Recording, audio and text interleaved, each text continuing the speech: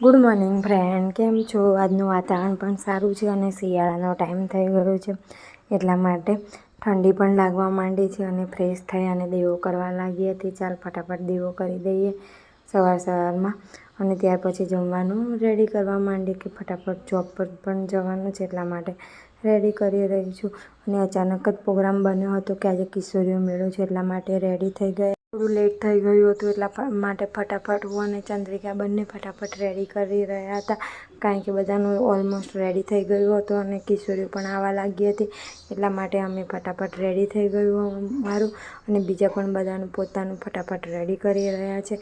અને ત્યાર પછી પ્રોગ્રામ ચાલુ થઈ ગયો હતો, એટલા માટે અમે પ્રોગ્રામને નિહાળી રહ્યા છીએ, કારણ કે જે પણ ગેસ્ટ આવે છે એ ઇમ્પોર્ટન્ટ વાત લઈને આવતા હોય છે, એટલા માટે આજે કિશોરીઓનો દિવસ છે, એટલે કિશોરીને બહુ સારી રીતે સમજાવ્યું હતું.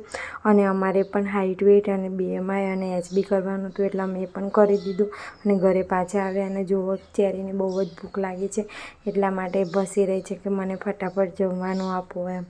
એને ખબર નહીં ભૂખ એની બરદાસ્ત જ નથી થતી, એટલા માટે ફટાફટ એને ખાવાનું આપી રહ્યા છીએ કે ચાલો એને ખાવાનું આપીએ ત્યાર પછી આપણે જમી લઈએ. એટલા માટે એને ઠંડુ થાય પછી જ આપીએ ને, પણ એને ધરપત જ ના આવે એટલે ફટાફટ એને જમવાનું આપીએ છીએ. ત્યાર પછી જમી લીધું અને ધ્રિત અને વિશ્વ બંને મસ્તી કરે છે અને કલર પૂરે છે કે ચાલો આજે આ કલરફુલ, એટલા માટે બંને કલર પૂરતા એન્જોય કરે છે.